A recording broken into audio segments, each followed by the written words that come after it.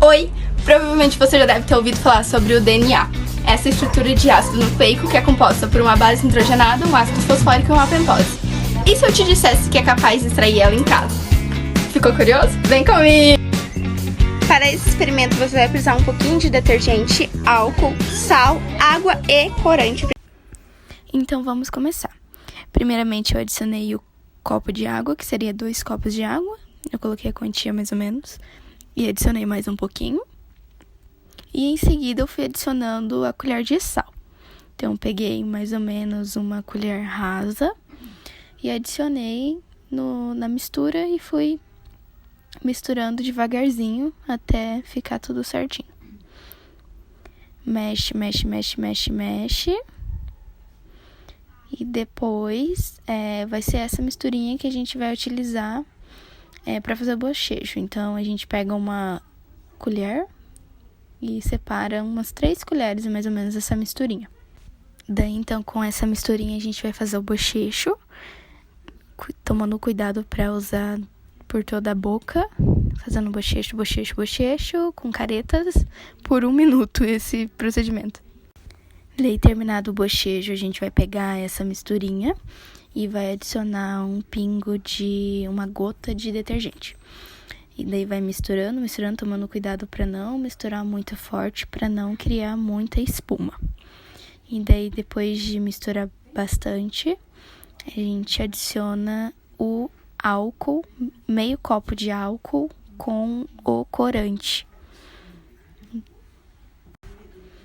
Então a gente vai adicionando o álcool junto da misturinha com cuidado e adiciona um pouquinho do corante para também ficar mais visível a precipitação, a parte do DNA que vai formar.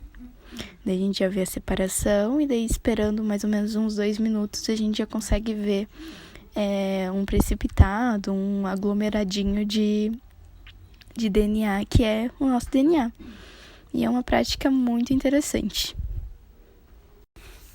E depois de uma prática tão linda como essa, a gente fica com uns questionamentos como qual que é a função do detergente na reação, qual que é a função do álcool e qual que é a função também do sal de cozinha para essa prática, né? Então, para que a gente possa entender como essa prática do DNA ela é possível, nós temos que entender alguns tópicos importantes. Basicamente, essa prática ela consiste em isolar o DNA de outros componentes que estão presentes também nas células epiteliais que nós tiramos da nossa boca. E essas células, elas possuem basicamente uma composição formada por uma membrana celular, que é constituída por uma bicamada de lipídios e proteínas, um núcleo que é composto por cerca de 99% dos ácidos nucleicos, que é o DNA nosso, né? E também um citoplasma e algumas organelas que se desfazem durante o experimento, mas sem causar um dano para a solução ou alterar alguma coisa. Então, primeiramente, respondendo à pergunta da função do sal do cloreto de sódio para a solução, e seguindo a ordem do experimento também, quando a gente faz esse procedimento de adicionar o cloreto de sódio juntamente da água, nós estamos proporcionando um ambiente bem favorável para o DNA, para ele se colocar em destaque, em que os íons do sal eles são responsáveis por neutralizar a carga negativa do DNA. Quando nós misturamos as células epiteliais junto com o detergente, os componentes como o citoplasma, as proteínas e o DNA, eles se soltam e se dispersam na solução. Então, o detergente é quem destrói a membrana, afeta diretamente os lipídios que estão presentes na membrana plasmática e também que faz a proteção dessas organelas. Então, ele acaba destruindo essa membrana, os lipídios, e afeta diretamente os lipídios, que é a gordura também, né? E daí acaba que as organelas se soltam, o citoplasma, tudo se desfaz na solução. E também é o que separa o DNA também de dentro da célula. E após a adição do álcool com corante na solução de DNA, na concentração que a gente utilizou, o DNA ele é evidenciado na superfície, ou com precipitação também. Isso também devido à densidade, porque o DNA ele é menos denso que a água e a mistura aquosa que restou dos restantes das organelas da célula que foi destruída. Agora, experimentalmente, esses passos para realizar a extração e a purificação do DNA, existem alguns passos e procedimentos que são feitos. Primeiramente, tem a etapa da lise, que é, então, esse primeiro passo para realizar a quebra da célula para expor o DNA. Depois, nós temos a etapa de ligação, que é uma membrana de sílica, retém e concentra esse DNA. Após isso, nós temos a etapa da lavagem, que quebra e emulsiona a gordura e as proteínas que formam na membrana da célula. E isto é normalmente feito com soluções de detergente e por centrifugação. Então, aí também entra uma questão do nosso detergente, como que é importante a substituição, né? E também essas etapas, elas removem alguns outros resíduos contaminantes que restando só apenas a membrana com o DNA.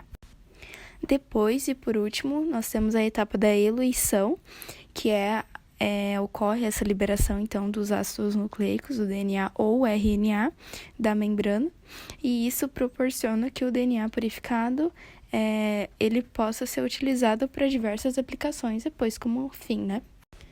E para a quantificação desse DNA, nós temos a técnica de eletroforese, que é utilizada, que ela é uma técnica que se baseia com o princípio de íons, migração de íons por meio de um campo elétrico.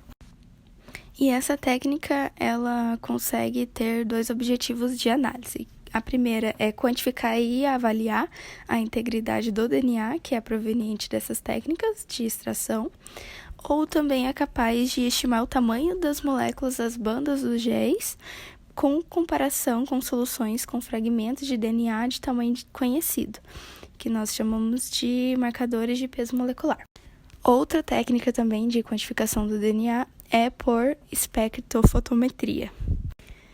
E essa quantificação ela é realizada por meio da medição da quantidade de luz que é absorvida pelo DNA em uma solução do comprimento de onda de 260 nanômetros. Quanto maior for essa absorção de luz, maior será a concentração do DNA na solução.